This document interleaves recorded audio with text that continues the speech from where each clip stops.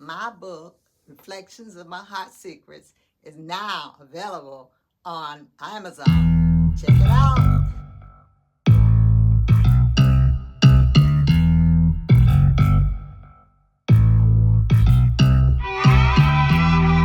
Good morning, good afternoon, good evening. I'm Visible Lady of Faith, and this is Theo. Theo, and we're here to share with you our perspective of the Sunday school lesson entitled Confidence in God's Shepherding for Sunday, November the 3rd, 2024, taken from Psalms 23, verses 1 through A 6. very popular chapter in Psalms. Confidence. So, what does it mean what does confidence look like when we have confidence in someone or something? I believe confidence means that someone that does what they're going to say, and you can trust them, and you can depend on them. And something is like this chair that I'm sitting in. I have confidence that it's going to hold me and not let me fall to the floor. And we know, like King David, when he started, before he became a king, one of the first kings of all the Jewish tribes together, he was one of the greatest kings, and he started out as a shepherd. So he learned the fundamentals of how to take care of sheep, physically sheep, and that's what he did as an occupation before he became, a king. Studying of what a shepherd would do for the sheep. They're protectors of a sheep. They make sure, you see in the cartoons where, wolves would try to go and get them some lamb chops or something of that nature. Lamb chops. And the shepherd would, defend the sheep. But also, too, the sheep, too, and put in more perspective of like what we are, the sheep sometimes, if you just let them do what they want to do, they'll wander off from the herd, looking to feed on the grass. So that old saying, the grass is greener on the other side. When they're eating all the grass inside of their pen, they're going to keep looking and keep going to food, because sheep can, when they eat, they pretty much cut things down to the ground, just like goats do too. So they nibble it on down to the ground. So you got to be careful of those. Sheep. So in other words, sheep sometimes they're good, they're passive, but also too they can be dangerous to themselves. Oh yeah, sheep are like what you call them, like passive animals, and they have to be directed and cared for and protected. So equating that with confidence in God's shepherding, like we are God's sheep because He protects us. He allows us to work, to be able to take care of ourselves, and just like the shepherd protects the sheep from predators or from themselves, God protects us from people that want to harm us, or from our bad choices or decisions that we make. And even if we do make a bad decision or choice, we can ask for forgiveness. And I believe He's with us throughout that process of that bad choice or decision. Just because you think I'm a Christian, you think I'm a sheep. And he said, yeah. Okay, then think about King David. David got permission to go as a warrior. And David is the man after God's own heart. So I'm saying is, in this, yes, as our previous lesson, yes, we should be trusting in God in our decisions and etc. And sometime God told David it's time to go to war. And I'm not suggesting, you sit there and try to figure out, well, do I war this time and what have you. No, I trust in the Lord. And far as I have in my career, I didn't have to do what King David, have blood on my hand and etc. But what I'm saying is we can stand up for ourselves when God says stand up for yourself, and He'll give you the tools to stand up so you'll be correct. So in other words, the world likes to take this image of what a Christian is, an image, and try to manipulate us by saying, well, Christians don't do this and Christians don't do that. But also Christians are not stupid, and we're wise, and we're not to be used as a doormat. So when it's in our power and God says gives their permission, yes, it's something maybe very simple. It's telling a person, as a manager, no, you can't do that. And they ask me why. I have an answer for it. And just in case in point, just to give you a little bit, that I was very aggressive and I removed, since I was a manager, I removed an individual because they took a 6-hour lunch. So, and come in and keep telling me, and this is what their performance is, how in the world a company's going to make money with a person not doing their job? It's that simple. But you say, well, you know what? Think about the person's family. They should have thought about that. I'm not responsible for that family. So, but say, well, you call yourself a Christian? Yeah, I forgive and everything. Yeah, forgive you, but now find another job. But people don't get that. They think we should be passive and just ran over and always forgiving. Shepherd. No. Yes. So God protects us and guides us through a decision-making process. And that's a very profound point you just made. Say it again. Okay. He guides us Yep. and he protects us Yep. through our decision-making process. That's a like very- protect us from others as well as ourselves. Thank you. It's very profound what you just said. Okay. So, like the sheep depend on the shepherd, and they build trust in the shepherd. So, as believers, we build trust in our Creator because He created us, and He wants us to serve Him. He wants us to do the right thing, and to treat others the way we want to be treated, and just to have unconditional love for others, and not be judgmental or look at a person. Well, I'm kind of guilty of that. I looked at this person and I said, oh, I see negative vibes from this person, but that wasn't right. But it's just like the expression on the person's face was like meanish. God provides what we need.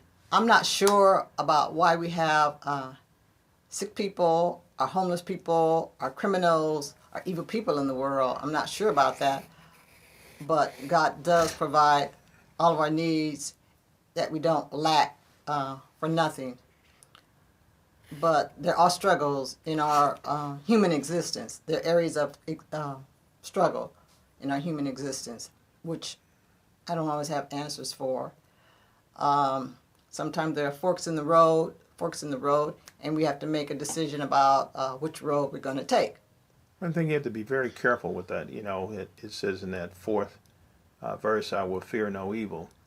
Fear is a good thing, because if you do, because you said something, you saw something, you have some negative vibes, and sometimes we misinterpret what fear is telling us, and we should fear, because myself personally, if they may be calling themselves a pastor, they may be calling themselves a reverend or a deacon or so, but they also, too, if you see something that's wrong, it doesn't make it right because of the title that they carry.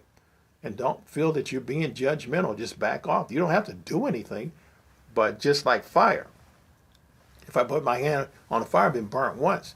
But if I reach out again, it's going to be on me for my stupid and ignorance. I know it's going to burn.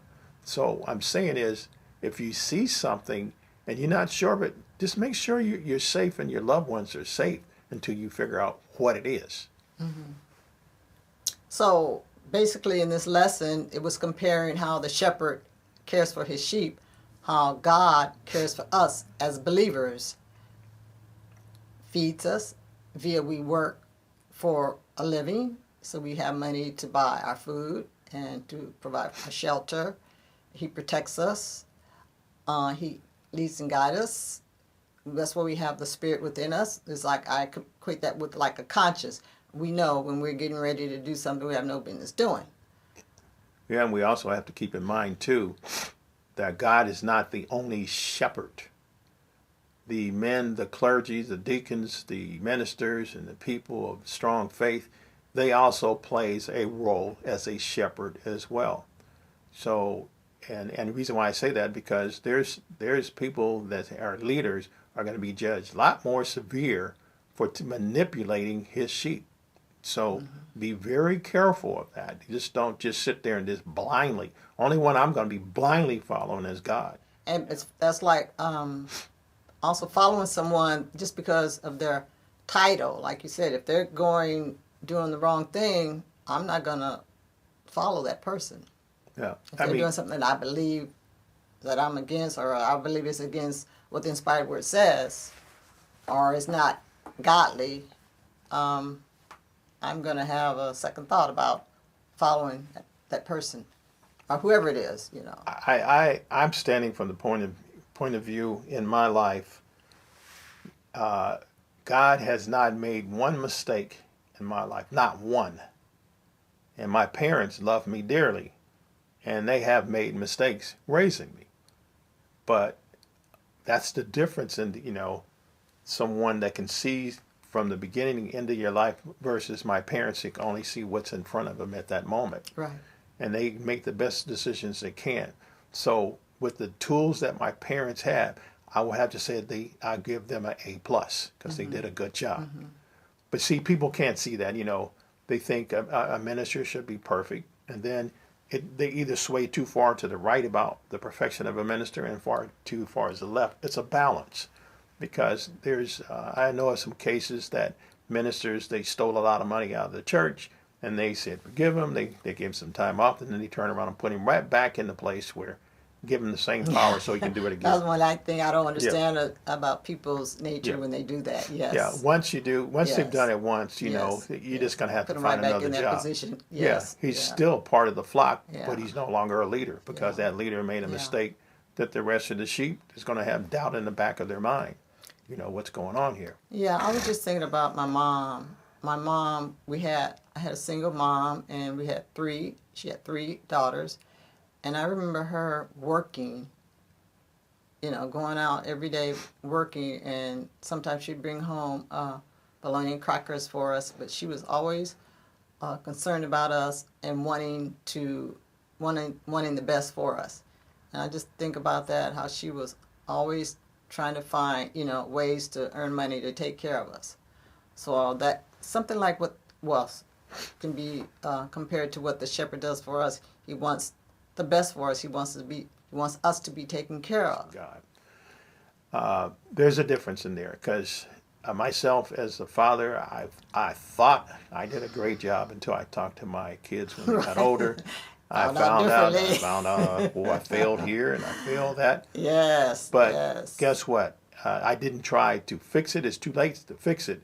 But now with their children and them, I became, at least they built enough confidence that they can come and ask me, so they won't make the mistakes that they thought everything, that I made. Well, can't really say it that way because every situation is a little different. Right. So. And if we did make mistakes, it wasn't on purpose. It was just because we didn't know and we thought we were doing. At that time, we thought we were doing the right thing. Right. So you just live and learn. Yeah. So that's what forgiveness and everything there's for. Right. And sometimes, you can't correct everything. You can just do the best that you can. Right. That's it. No, only thing just in general, King David, what I loved about him, that he got a lot of training as a shepherd, and that way he ruled things. And also, too, in this Psalms, that David, he was in exile when King Saul, because there was a lot of people that wanted to kill David. So we think about the situation, the history of David, that he had to run from his enemies, and that's why he was reading this.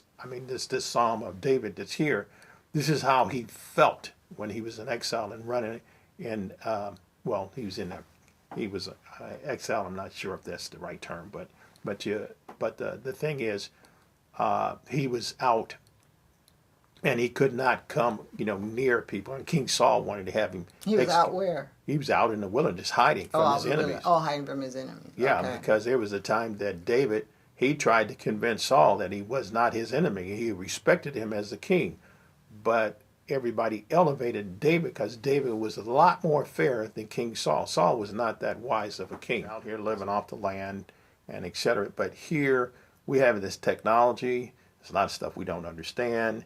We got the elections here in the U.S. We're not sure how it's going to go because I'm feeling that people are stressing out. They're going. Right. It's just a high-tech wilderness that we're buried in, and we have no idea until after November the 5th who's going to lead this country. But also at the same time, regardless whoever the leader is, we still have to steadfast and continue to do the right thing that God called us to do.